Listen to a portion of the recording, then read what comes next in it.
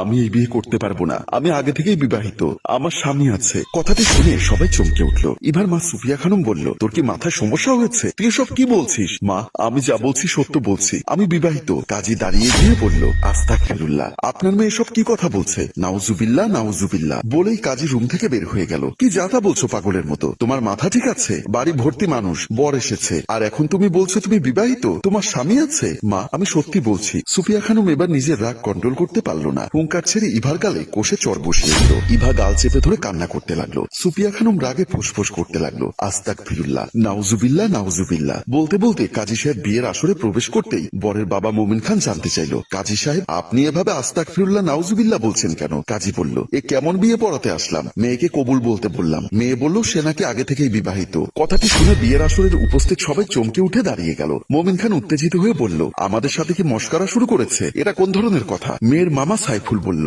খান সাহেব আপনারা একটু শান্ত হয়ে বসুন, আমি আসল ঘটনাটা একটু জেনে আসি। অপু বলল, আসল ঘটনার কি জানবেন? মেয়ে যখন বলেছে সে বিবাহিত, তখন এখানে আর আমাদের কি বলার আছে? বাবা চলো বাড়িতে চলো। বাড়িতে যাব মানে? আগে এদের সাথে একটা বোঝাপড়া করে তারপর বাড়িতে যাব। কোনো বোঝাপড়ার দরকার নেই, যত কথা বলবে ততই মান সম্মান হানি হবে। সাইফুল বলল, আপনারা টেনশন করবেন না, আমি আমার ভাগ্নিকে বোঝানোর চেষ্টা করছি। আপনার ভাগ্নিকে আপনি বোঝাবেন? তাকে বিয়েতে রাজি করাবেন? একটা বিবাহিত মেয়েকে কি আমি বিয়ে করব?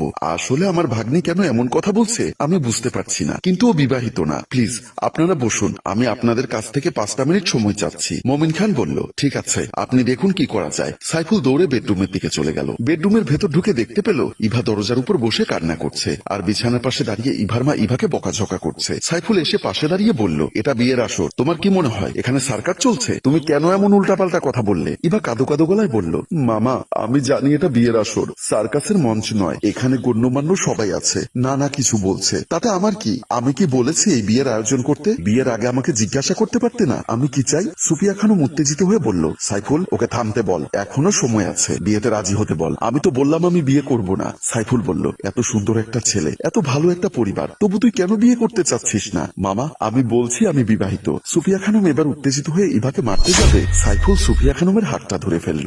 সাইফুল ইভাকে বলল, তুই যদি বিবাহিত হয়ে থাকবি তাহলে তোর স্বামী কোথায়? আর তুই এই বিয়ের আয়োজনে কেন বাধা দিলি না? এখন আমাদের দুপক্ষেরই মান সম্মান শেষ করে দিলি, কেন এমনটা করলি? এত প্রশ্নের জবাব আমি দিতে পারবো না, তোমাদের মারতে ইচ্ছা হলে মারো, কাটতে ইচ্ছা হলে কাটো বলেই বিছানা থেকে নেমে রুম থেকে বের হয়ে গেল। সুফিয়া খানম বলল, সাইফুল খান সাহেবের সামনে মুখ দেখানোর মতো কোনো অবস্থা আমার নেই, আমার এখন মাটির সাথে মিশে যেতে ইচ্ছা করছে। সাইফুল তার বোনকে সান্ত্বনা দিতে লাগলো। ইভা রাগান্বিত হয়ে ড্রয়িং রুমে প্রবেশ করতেই সবাই বসা থেকে দাঁড়িয়ে গেল। সবার সামনে উত্তেজিত হয়ে ইভা বলল, কাজী সাহেবকে আমি সরাসরি বলেছি আমি বিবাহিত, আমি বিয়ে করব না। কাজী সাহেব আপনাদেরকে কিছু বলেনি? আপনারা এখনো এখানে বসে আছেন কেন? এক্ষুনি এ বাড়ি থেকে বের হয়ে যান। অপু বলল, বাবা তোমাকে আগেই বলেছি এই মেয়ে বিবাহিত, তারপরও তুমি আমার কোনো কথা শুনলে না, এখন কেমন লাগছে? আমি কল্পনাও করতে পারিনি সুফিয়া খানমের মতো এমন একজন সম্মানীয় ব্যক্তির মেয়ে এত বড় বেয়াদব। চলো পু, আর এক মুহূর্তেই বাড়িতে থাকবো না বলেই সবাই বাসা থেকে বের হয়ে গেল। ইভার মুখে হাসি ফুটলো, একটা স্বস্তির নিঃশ্বাস ফেলে মনে মনে বলল, আমি সাকসেস।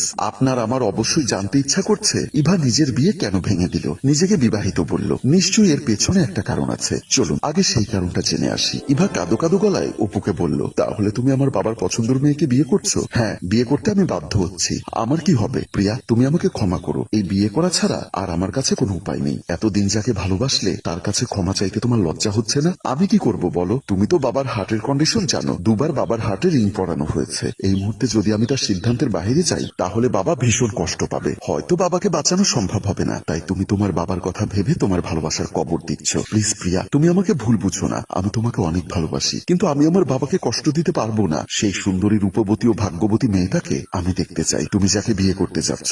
অপু এবার পকেট থেকে মোবাইলটা বের করে গ্যালারি থেকে ইভার ছবি বের করে প্রিয়ার সামনে ধরলো। প্রিয়া ইভার ছবি দেখে অবাক হয়ে বলল, এই মেয়েকে তো আমি চিনি, আমার ফেসবুক ফ্রেন্ড, ওকে আমি 3 মাস আগে রক্ত দিয়েছিলাম। যাই হোক তোমাদের জন্য শুভকামনা রইল বলেই প্রিয়া চোখের পানি মুছে অপুর রুম থেকে বের হয়ে গেল। অপুর ভীষণ কষ্ট হলেও প্রিয়াকে কিছু বলার ভাষা খুঁজে পাচ্ছিল না। প্রিয়া রাতে বিছানায় হেলান দিয়ে অপুর কথা ভাবছে আর কান্না করছে। এমন সময় বিছানার উপর থেকে মোবাইলের রিংটোন বেজে উঠল। প্রিয়া মোবাইলটা হাতে নিয়ে কল আসা নাম্বারটা দেখে কিছুটা অবাক হয়ে চোখের পানি মুছে কলটা রিসিভ করতেই অপর প্রান্ত থেকে ইভা বলল, আপনি কি আমাকে চিনতে পেরেছেন? আমার নাম ইভা। প্রিয়া বলল, হ্যাঁ আমি আপনাকে চিনতে পেরেছি। আপু আপনার সাথে আমার জরুরি কিছু কথা আছে, কিন্তু ফোনে বলতে পারবো না। আগামীকাল উত্তরপাড়ায় ফাহিম রেস্তোরাঁ একটু দেখা করবেন। প্রিয়া জানতে চাইল, কেন? আপু দেখা হলে আপনাকে বিস্তারিত বলবো। আচ্ছা ঠিক আছে, আমি আগামীকাল আসবো বলেই প্রিয়া কলটা কেটে দিয়ে মনে মনে ভাবলো, কি ব্যাপার হঠাৎ ইভা আমাকে কেন কল দিল? আমাকে কেন দেখা করতে বলল? অপু আর আমার সম্পর্কের কথা কি জেনে ফেললো? কিছুটা টেনশন প্রিয়ার মাথায় ঘুরপাক খেতে লাগলো। পরদিন রেস্টুরেন্টের ভেতর প্রবেশ করতেই ইভা বসা থেকে দাঁড়িয়ে প্রিয়াকে সালাম দিল। প্রিয়া সালামের উত্তর দিয়ে পাশে গিয়ে বসলো। ইভা ভনিতা না করে প্রিয়ার হাত ধরে বলল, আপনি একবার রক্ত দিয়ে আমাকে বাঁচিয়েছিলেন, এবারও আপনি আমাকে বাঁচান। প্রিয়া অবাক হয়ে বলল,